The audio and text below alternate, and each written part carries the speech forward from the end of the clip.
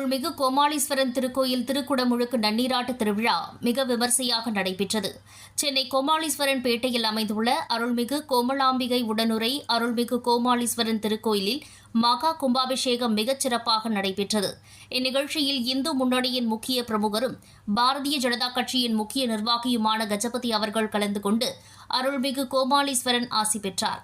மேலும் அதனைத் தொடர்ந்து மீனாட்சியம்மன் திருக்கோயிலில் கரகம் மற்றும் பால்குடம் எடுக்கும் நிகழ்ச்சியை துவக்கி வைத்து பேசிய கஜபதி அவர்கள் 12 ஆண்டுகளுக்கு ஒருமுறை சென்னை கோமாளீஸ்வரன் பேட்டையில் அமைந்துள்ள கோமாளீஸ்வரன் சிவபெருமானுக்கு மகா கும்பாபிஷேகம் நடைபெற்று வருவதாகவும் அந்த வகையில் இன்று 23/8/2024 வெள்ளிக்கிழமை காலை 6 மணிக்கு மேல் 7:30 மணிக்குள் சிம்ம லக்கணத்தில் அருள்மிகு கோமலாம்பிகை உடனுரை அருள்மிகு கோமாளீஸ்வரன் திருக்கோயிலில் அமைந்துள்ள மும்மூர்த்திகளுக்கு அஷ்டபந்தன மகா குடமுழுக்கு பெருவிழா மிக எழுச்சியாக நடைபெற்றது என்றும் இந்த கும்பாபிஷேகத்தில் 2000க்கும் மேற்பட்டோர் கலந்து கொண்டதாகவும் கலந்து கொண்ட அனைத்து பொதுமக்களுக்கும் பிரசாதம் மற்றும் அன்னதானம் வழங்கப்பட்டது. 12 ஆண்டுகளுக்கு அப்பால் இப்போது மகா கும்பாபிஷேகம் நடக்கின்றது. அந்த கும்பாபிஷேக திருப்பணி சிறப்புடன் மகா கும்பாபிஷேக திருப்பணி நிர்வாக அங்கத்தினரும் மற்ற அனைவருக்கும் எங்களுடைய நன்றி கலந்த வாழ்த்துக்கள்.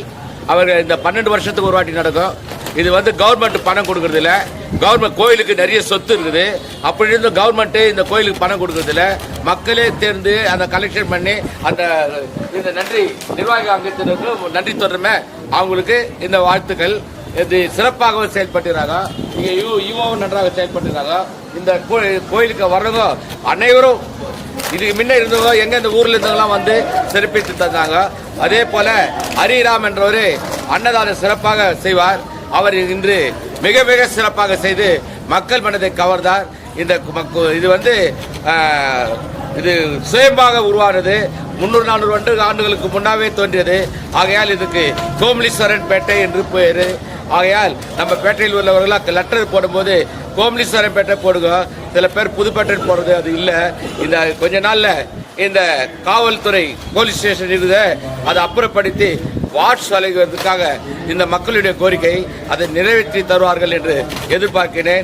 இந்த காற்று கோயிலை வெளியிலிருந்து பார்த்தாலே இந்த கோயில் வெளியிலிருந்து பார்த்தாலே இந்த கோயில் தெரிய வேண்டும். ஆனால் அது தெரியவில்லை. அதாவது இந்த கோயிலை அப்புறப்படுத்தி எங்களுக்கு கொடுப்பார்கள் கவர்மெண்ட். அதன் பிரகாரம் இதை ஆட்சி வரைவதற்காக நம்முடைய பக்த கோடிகள்லாம் இருக்கிறாங்க. நாங்கள்லாம் இருக்கிறோம். எந்த காரணத்துக்கு கொண்டோம் இந்த பேட்டையில நாங்கள் வாழ்ந்து இடத்தில் இருக்கணும்னு ஆசைப்படுறோம். ஆகையால இந்த சிவபெருமான் எங்களுக்கு அருள் புரிவார். அவருடைய தைரியத்தில் தான் நாங்கள் செயல்படுகிறோம். இந்த ஓபி ஸ்டேஷனை அப்புறப்படுத்தினால் அதற்கு வளைவு போட்டால் போகு வருவதெல்லாம் இங்கு கோமலீஸ்வரன்பேட்டை இருக்கிறது என்று தெரியும். இப்பொழுது தெரியவில்லை என்று தெரியப்படுத்துகிறேன்.